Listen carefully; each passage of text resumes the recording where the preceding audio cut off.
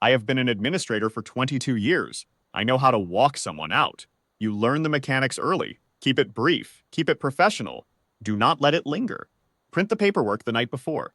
Schedule it for first thing, before the floor fills up and the walk becomes a spectacle. Bring security if you have to, but keep them at a respectful distance. 2 steps behind, hands at their sides, there for policy and nothing more. Hand the box to the employee yourself. That part matters. It signals that you take no pleasure in it, that this is procedure, not cruelty. I have walked out 12 people in 22 years. I was certain, every single time, that I was right. I was certain about Danny Voss. The termination came out of a restructuring the board had been demanding for 6 months. Delwood County Medical Center ran 4 float nurses on day rotation and 3 on nights. The volume data said we needed 2 and 2. 4 positions became 2. I pulled the performance records myself, looking for objective grounds. Voss had been with us 14 months.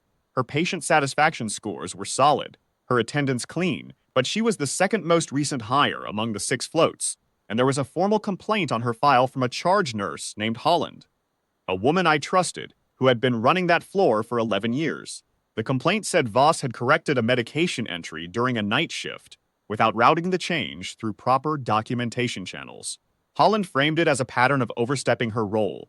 I had spoken to Voss about it once, in September, and she had listened without arguing, which I had taken for acknowledgement. I took it the same way now. I printed the termination letter at 7 in the morning on a Thursday in October.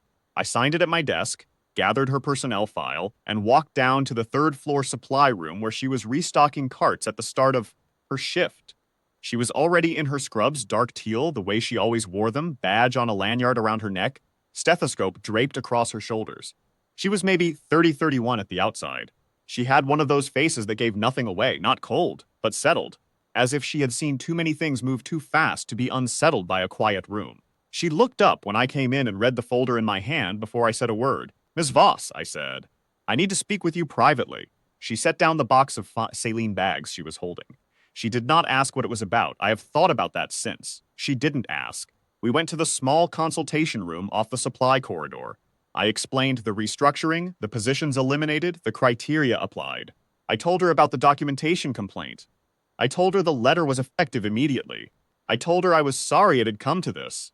I said all the right things in the right order, and she sat across the table from me and listened to every word, and when I finished, she said, "Understood." Just that. She did not argue, did not ask if there was an appeal process, did not cry, did not tell me I was wrong. She picked up the letter, folded it once, and put it in the front pocket of her scrubs. 2 minutes later, I had her badge deactivated at the nursing station. A security officer named Crawford was behind me, 2 steps back, hands at his sides the way I had taught the department to do it. Charge Nurse Holland was standing at the far end of the station. She didn't look at Voss. She looked at her monitor. The cardboard box was waiting at the nursing station. Crawford had put it together the night before from Voss's locker. Personal items only, per protocol. Phone charger, a small calendar, a paperback novel, a photograph of what looked like a desert landscape, no people in it. The locker had been sparse, Holland told me. The kind of locker that belongs to someone who doesn't put down roots. I carried the box myself. We walked to the elevator without speaking.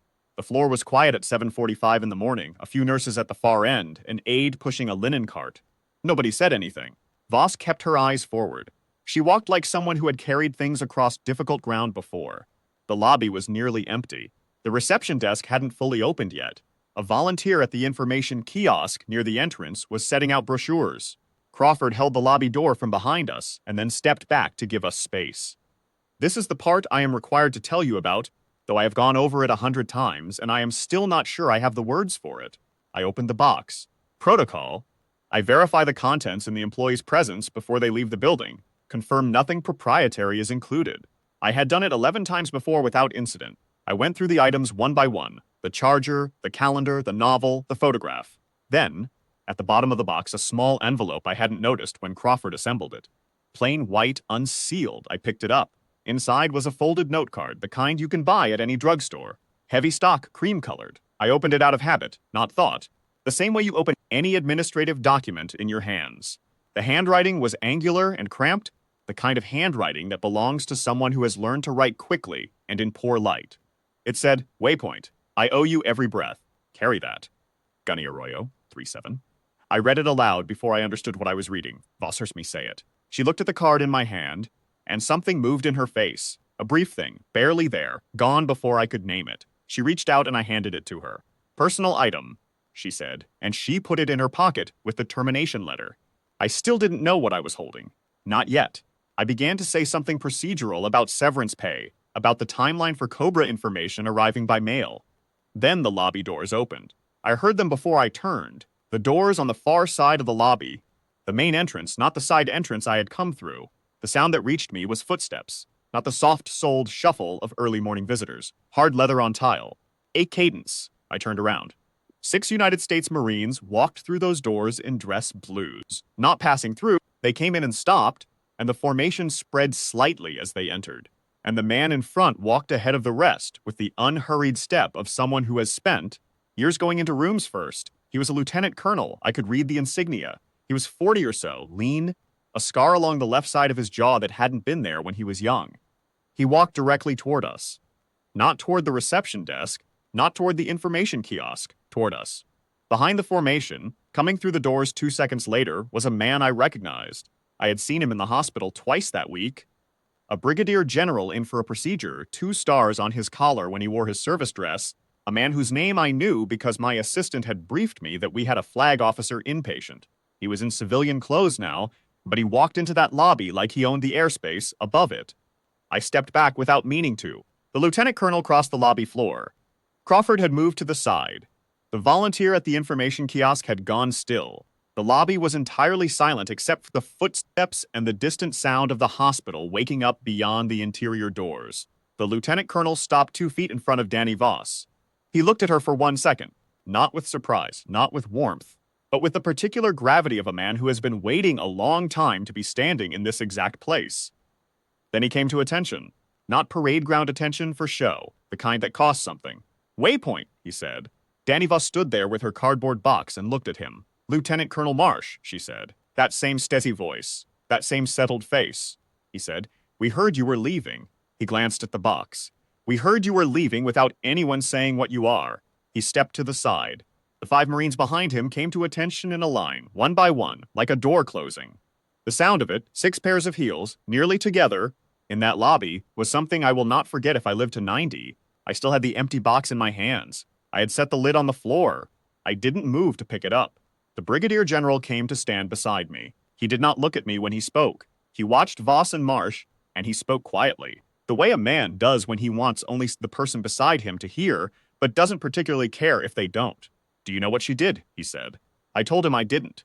He told me, 14 years ago at a forward outpost in a place I couldn't locate on a map, a rifle company had been engaged by a force 3 times their size for the better part of a night. The company's corpsman had gone down in the first hour. Danny Voss, hospital corpsman first class, FMF qualified, attached to the company for a 7-month deployment, had run forward into the fire. She had set up a casualty collection point in a breached building and kept it running for 17 hours. 6 Marines came through that point who would not have survived without her. One of them was the company commander, the man now standing in front of her, who had taken a round through his right lung at hour 4, and who she had cut an airway into in the dark, with a field kit, with no light and no anesthesia, because the alternative was watching him drown in his own chest. When a relief element finally breached through at dawn, she had carried 2 men out herself, one at a time, through a gap in the outer wall. The last one she carried out was a 19-year-old lance corporal, who is alive today and who has a daughter now. The United States Navy gave her the Navy Cross. She put it in a drawer and went to nursing school. The general said all of this quietly, without drama, the way you recite facts that need no decoration. He turned to look at me when he finished. "You walked out the best combat medic this hospital has ever employed," he said, "over a paperwork complaint."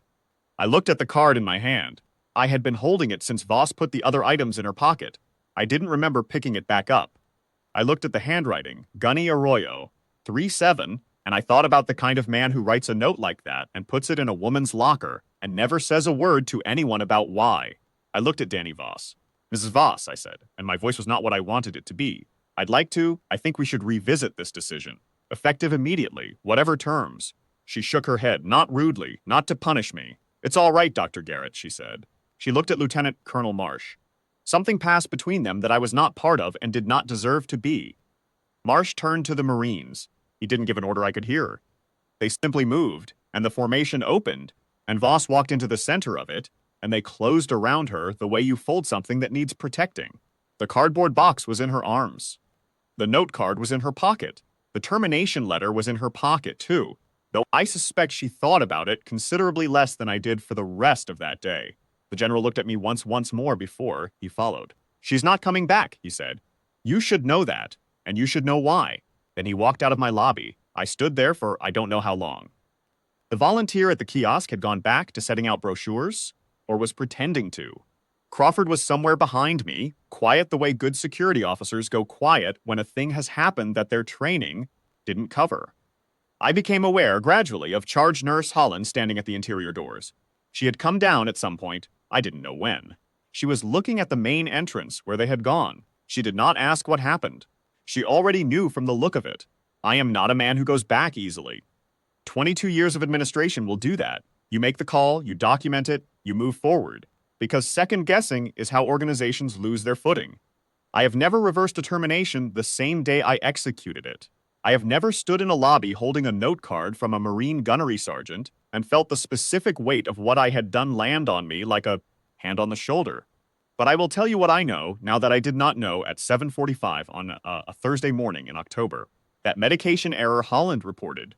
The correction Voss had made without routing it through proper channels. I pulled the record 2 days later. The original entry was a decimal point off. The patient was a 73-year-old man with a compromised liver, and the wrong dose would have put him in acute distress within the hour. Voss caught it at 2 in the morning, corrected it, documented it in the patient chart by hand, and did not wake the attending because she knew from 17 hours in a forward outpost what needed to happen immediately and what could wait until morning. She was not overstepping. She was doing exactly what she had been trained to do 14 years before I ever knew her name. Waypoint. I still have that note card. I kept it when I shouldn't have. Should have put it in her file or sent it after her or let it go. I keep it in the top drawer of my desk instead. Some mornings I open the drawer and don't look at it. Some mornings I do. Carry that, the gunny wrote. I think I will.